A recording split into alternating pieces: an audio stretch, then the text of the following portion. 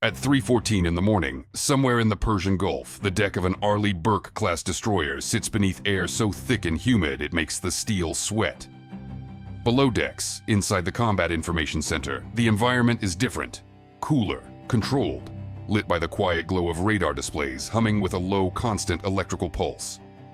Then a blip appears, a radar return no bigger than a golf ball, moving at 150 miles per hour. The AN/SPY-1D radar array picks it up immediately, processing the contact with the kind of cold algorithmic certainty that has no interest in ambiguity. The Aegis combat system only believes in physics. Track 7042, speed 100 knots, flight profile consistent with a loitering munition. Origin traced to Iranian coastal sector 4. The countdown begins, 94 seconds to impact.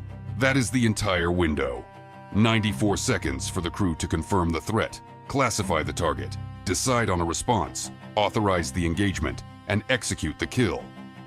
94 seconds between a radar ghost and 100 pounds of high explosive slamming into the side of a billion-dollar warship.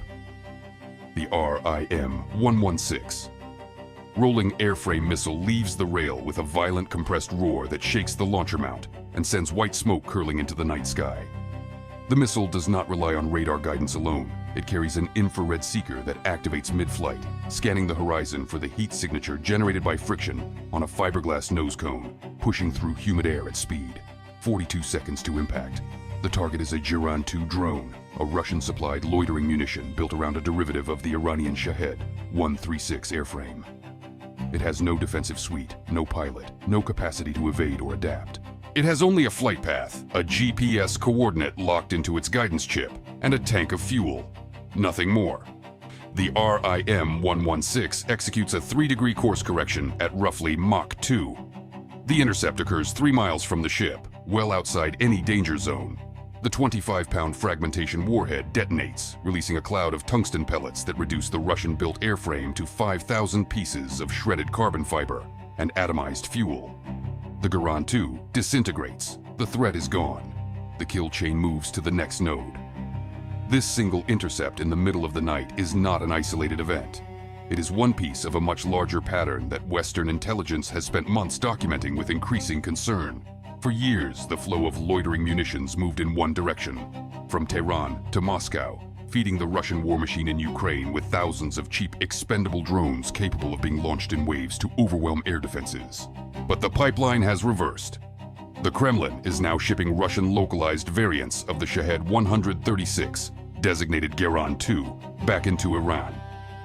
These shipments represent far more than hardware. They represent the transfer of Russian battlefield data, hardened guidance systems, anti-jamming satellite receivers, and localized manufacturing techniques refined through 2 years of high-intensity combat in Eastern Europe.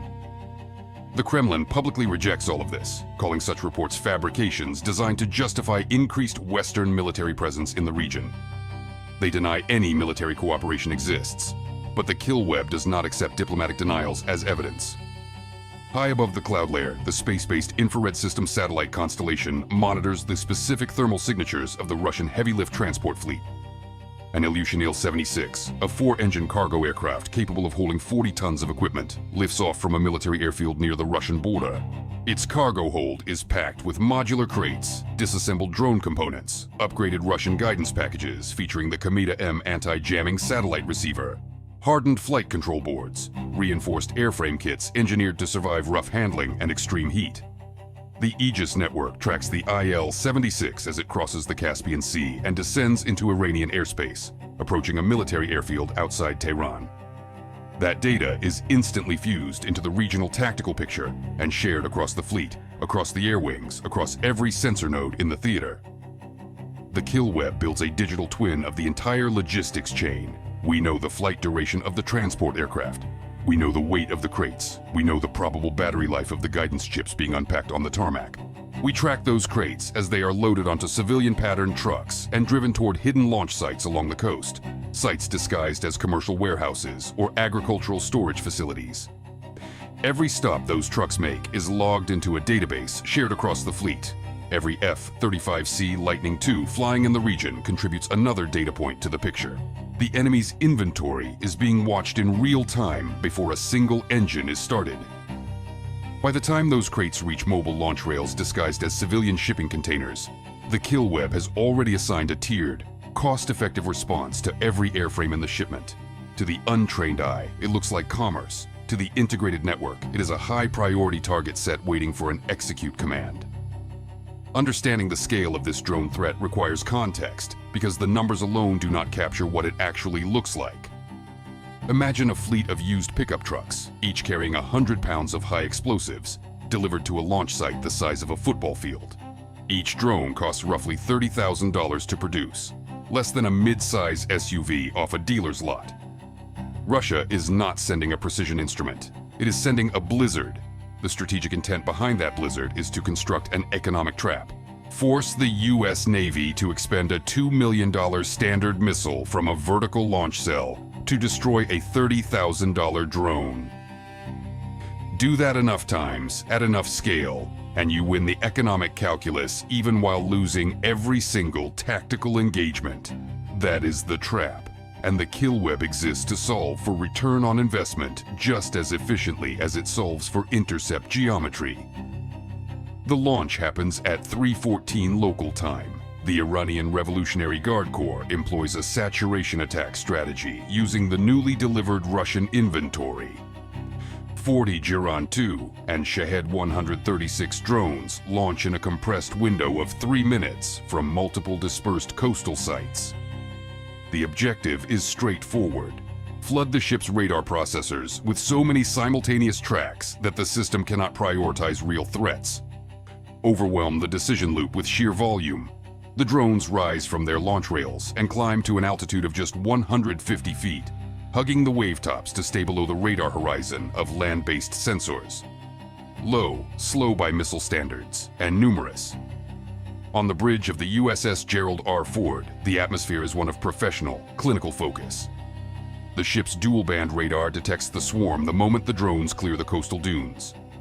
The Aegis system begins its sorting process, identifying 40 distinct tracks, assigning each a unique digital identifier, calculating 40 separate intercept solutions based on current wind speed, humidity, drone velocity, and projected flight path, threat level high, engagement logic, tiered defense.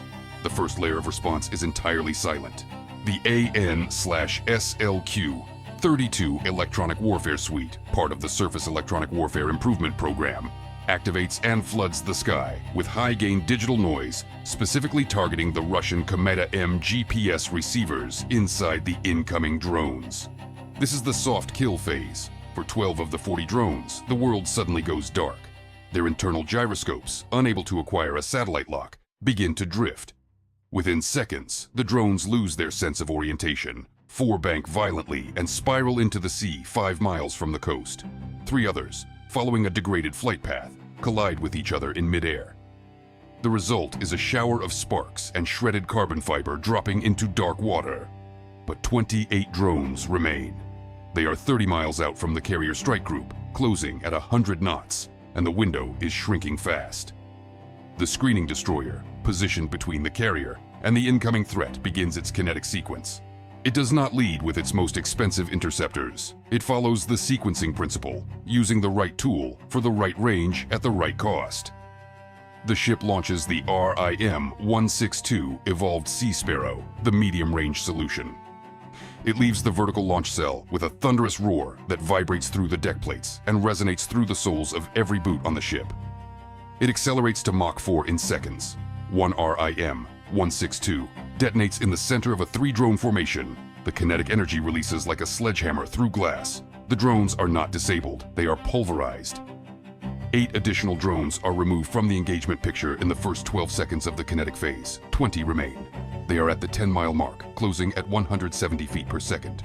The ship's 5-inch Mark 45 gun slews toward the horizon, loaded with hypervelocity projectiles. These rounds cost a fraction of a guided missile and travel at 5,600 miles per hour. The sound of the 5-inch gun is a rhythmic, chest-thumping bass note that resonates through the entire hull. Each shell is guided to its intercept point by the ship's fire control radar, detonating in the flight path of approaching drones and creating a wall of fragmentation that fiberglass wings and 2-stroke engines cannot survive. 5 more drones plummet into the waves, fuel tanks trailing fire on the way down. 15 drones remain. They are within 3 miles. The inner layer, the deep defense zone. The phalanx CIWS wakes up. The white dome tracks the nearest drone with precision that has no human equivalent. The 6-barrel 20mm Gatling gun reaches 4,500 rounds per minute. The sound is a continuous mechanical growl that travels through the steel of the ship and into every compartment. The first drone in the line simply ceases to exist. It takes approximately 50 rounds in less than half a second. It does not crash. It converts into a cloud of dust and burning gasoline 1,000 yards off the hull. The phalanx slews to the next target, then the next. Mechanical efficiency, absolute and indifferent. One drone manages to slip through a random atmospheric gust, the statistical survivor, closing to within 500 yards of the ship's hull. The RIM-116 launcher on the afterdeck is already locked. The missile leaves the rail and covers that distance in under a second. The impact is close enough that the bridge crew sees the orange flash of the warhead detonating harmlessly over open water. 114 seconds have elapsed since initial radar acquisition. In that window, 40 incoming threats were identified, engaged, and neutralized. 40 confirmed kills, 0 casualties sustained. The deck of the destroyer is covered in spent 20mm casings, the air carrying the smell of hot brass and cordite. The Aegis system returns to its surveillance state, already scanning for the next track. The kill web succeeds not because any single weapon is decisive, but because the system is an interdependent organism. The satellite provided early warning. The electronic warfare suite created the initial confusion. The tiered kinetic layers from Sea Sparrow to Gatling gun provided the finality. The Russian drones failed because they were ghost weapons, hardware operating without a network, individual platforms trying to storm a fortress built entirely of integrated real-time data. And the US Navy does not stop at defense. In the logic of the kill web, a successful defensive engagement is only the first half of the sequence. While the swarm was being dismantled, a pair of F/A-18E Super Hornets launched from the Gerald R Ford were already orbiting at 30,000 feet. They were not hunting drones, they were hunting the origin. The data collected during the initial detection of the Russian shipment, the truck routes, the thermal signatures of the launch rails, is piped directly into the lead pilot's cockpit display. This is the sensor-to-shooter link.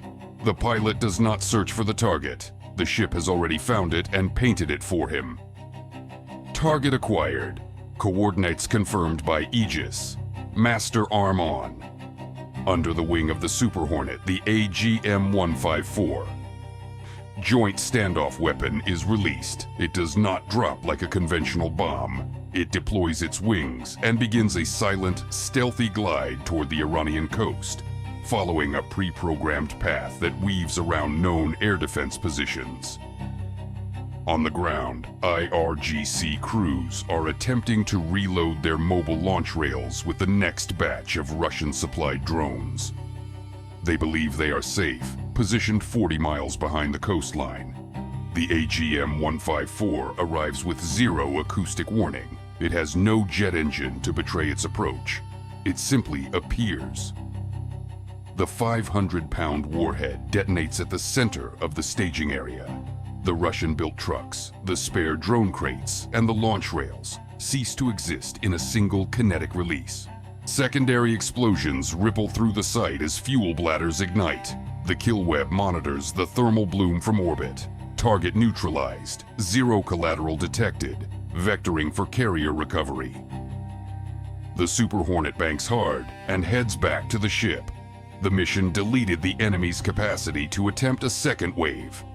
The logistics chain that Russia spent months establishing was severed in less than 10 minutes. For the Kremlin, this was a strategic gamble that failed to produce a return. They invested millions of dollars and months of effort to arm Iran with their most refined drone technology. The expectation was that mass-produced, low-cost assets would erode the US Navy's integrated defenses through sheer volume. They were met instead with a software update and a wall of tungsten. The economic trap was not just defeated, it was reversed. By leading with electronic warfare and following with 5-inch rounds and close-in guns before ever reaching for the expensive interceptors, the US Navy spent a fraction of the enemy's investment to defeat the swarm. The return on investment battle was won before the last drone hit the water. This is the reality of the modern kill web. It is not about having the largest weapon. It is about having the fastest logic. It is about ensuring that every Russian shipment and every Iranian launch is met with a response so precisely calibrated and so economically efficient that the adversary runs out of money before the ammunition runs dry. The IRGC commanders are left staring at charred launch pads and empty crates. The Russian technology they relied on did not fail because of a mechanical defect. It failed because it was an analog solution applied to a digital problem. In the ledger of the kill web, the threat has been erased. The network remains ready. The sea lanes remain open. August and the mission continues.